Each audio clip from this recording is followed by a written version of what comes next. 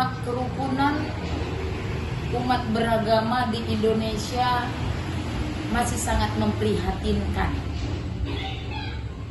Masih sangat memprihatinkan, masih banyak terjadi kaum minoritas belum merasakan keadilan dalam memeluk agamanya.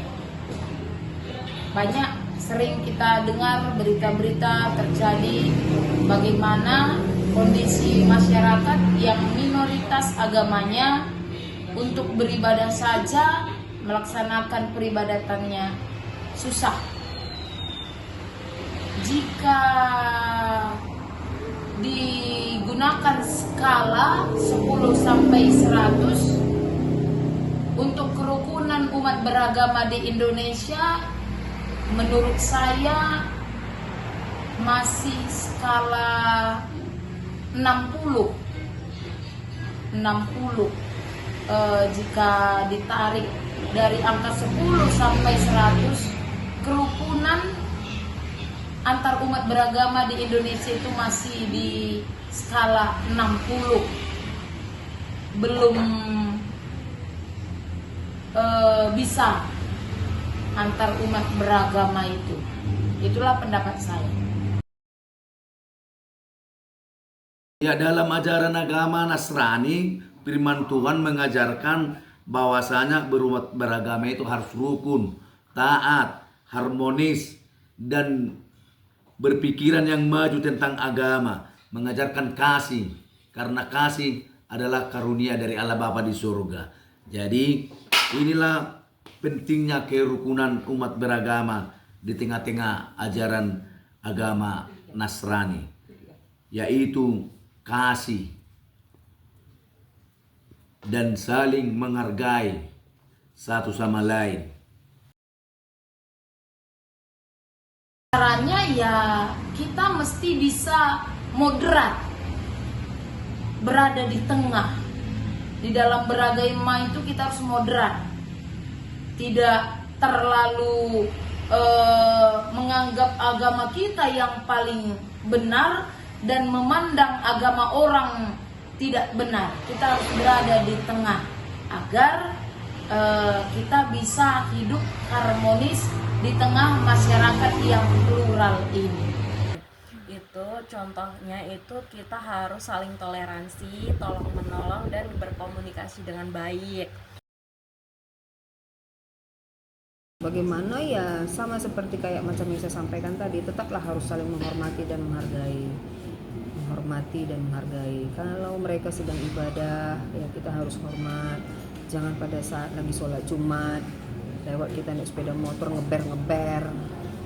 Ya kan, kata-kata itu kan masjid itu kan di depan jalan itu, ya kan, ngeber. Itu juga sebaliknya. Kalau ada teman kita seperti kayak macam lupa untuk sholat, ya ingatkan, woi ini udah jam sholat ini, gitu, ya kan. Nah begitu juga dengan sebaliknya, kita punya pertemanan, ya kan, apa katanya, besok kan hari Minggu, nggak ibadah kau, ibadah. Nah itu kan salah satu bentuk ya, action yang positif ya, menurutnya. Lagi banyak lagi agama-agama yang lain, itu Hindu, Buddha, itu rata-rata mereka nggak mau terlampau mencampuri, kan. Pelajarilah karakternya. Kalau yang Hindu dan yang Buddha nggak mau mencampuri. Aku urus ibadahku, kau urus ibadahmu. Maka itulah yang menjadi dasar kita. Jadi kenapa nggak kita tiru gitu kan? Nah, buktinya di Bali, Hindu itu kan semua kan? Bukan nggak ada mereka membuat suatu kayak macam apa namanya itu, yang di jalan raya itu sampai bawa patung segitu besar. Ada acara kan, ritual-ritual mereka kan? Ribut ya sebenarnya. Ribut, tapi kan karena yang Muslim ataupun Kristen yang tinggal di situ menganggap itu sebagai hak mereka, ya silakan, nggak apa-apa, selama nggak rumah kita diletupkan dengan obor, nah kan gitu contohnya. Nah itulah harusnya umat-umat yang ada di Indonesia atau di dunia ini ya, harus memiliki suatu persepsi dan juga sikap yang positif lah untuk menghormati. Nah, jadi kalau udah ada seperti itu, otomatis kita juga kan lebih damai kan, sama kayak kehadiran Pepo. Ada yang Muslim nangis, bahkan ada yang Muslim minta didoain. Padahal bukan ustadznya itu kan gitu, tapi karena dia meyakini ini orang kudus, tentunya doa-doanya pasti didengarkan tuh, dia nggak merasa najis. Nah, kita juga kalau memang kita rasa ada orang tua ataupun mungkin ulama mereka yang kita anggap mereka ini kayaknya orangnya benar-benar pendoa, nggak masalah juga. Tapi ya suruh mereka mendoakan kita sesuai dengan keyakinan mereka. Itunya bagusnya sebenarnya kan. Jadi umat yang ada di dunia ini semua juga bisa merasa tentram. Jangan kita merasa ajaran agama kita yang paling benar. Jangan merasa agama Kristen itu, pengikut agama Kristen itu yang paling suci. Belum tentu. Memang ajaran Tuhan kita itu benar. Semuanya benar. Tuhan itu benarnya semua. Mengajarkan umatnya itu untuk berbuat baiklah. Semua benar. Tapi kadang-kala kefanatikan seseorang, kefanatikan oknum yang membuat dirinya merasa spesial sehingga orang lain dianggap seperti najis. Nah, itu sekarang fenomenanya. Ya kan? Suka mereka ngomong bahwasanya orang itu kafir. Nah, itu contohnya. Memang kita juga nggak punya istilah. Tapi kita tidak mau membesar-besarkan ini supaya jangan muncul perdebatan panas. Ya kan? Jadi kuncinya memang itu. Semua ajaran agama itu baik adanya, tapi tergantung kita. Ke gereja pun kita belum tentu yang baik dikerjakan. Ada juga topeng ke gereja ini. Nah, kalau lah seumpamanya kita merasa semua ajaran agama itu baik adanya, ya kan? Terus kita melihat orang tentunya, oh dia pasti anak baik juga, sehingga kita tetap kondusif. Tapi kalau seumpamanya itu pasti kelompok mujahidin itu pasti bawaannya nanti habis ini membunuh ini. Udah otomatis kita juga ikut terframing kan?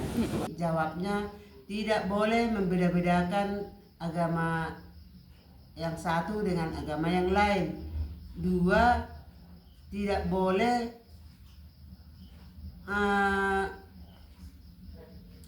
boleh menjelek-jelekkan agama kita dengan agama orang lain. Kalau saya sih menilai ini harus adalah peran pemerintah ini yang membuat suatu blended system. Blended system itu artinya membuat konteks suasana antara agama yang satu dengan yang lainnya itu punya event kebersamaan. Iya kan, pokoknya event kebersamaan deh, entah apapun itu.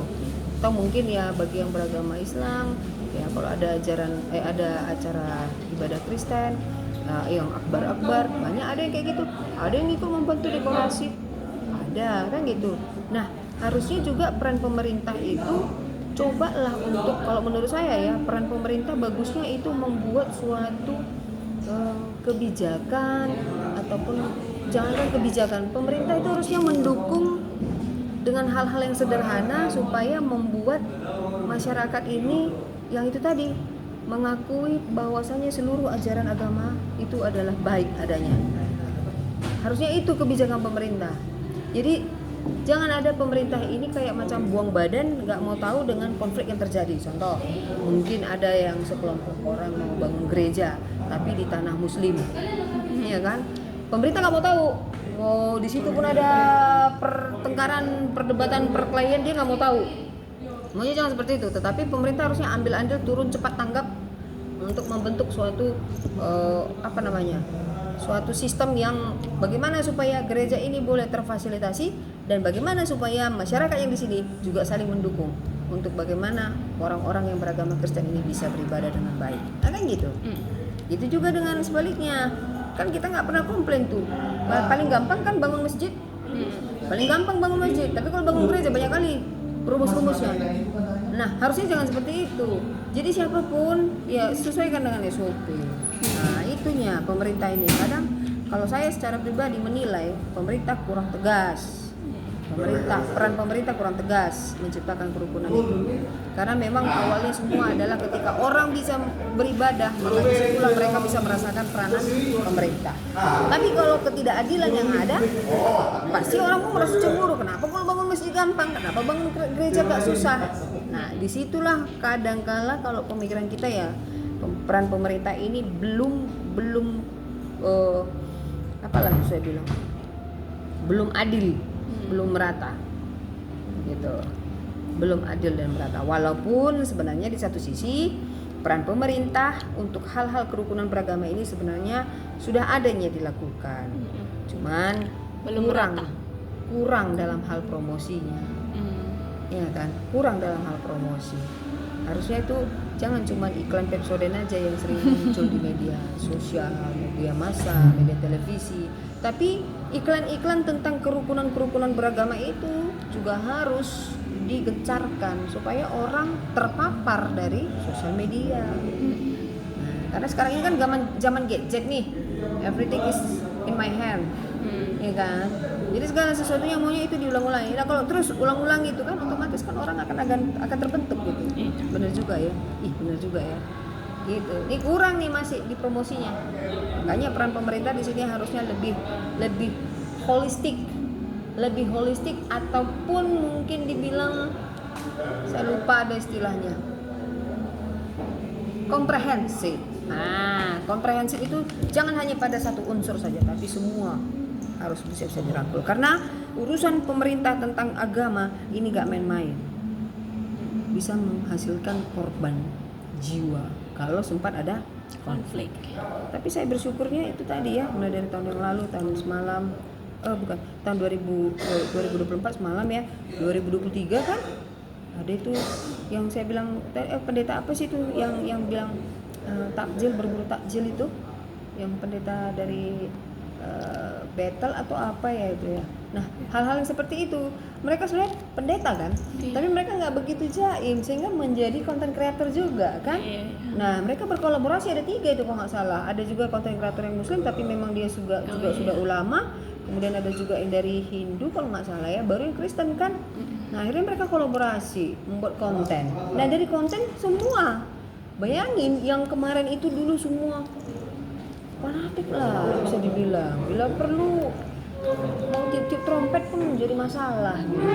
Padahal apalah salahnya trompet, tapi dengan adanya mereka membuat suatu konten yang berbau supaya mengajak masyarakat menjadi sadar bahwasanya kita semua adalah sama, sehingga semua menjadi kondusif. Itu hebatnya, walaupun seorang pendeta. Nah jadi komunikatif yang seperti itu yang mereka buat supaya merangkul masyarakat Indonesia. Harusnya pemerintah juga punya tuh kayak gitu. Jangan cuma konten kreator. Itu sih menurut saya peran pemerintah yang perlu digalakkan.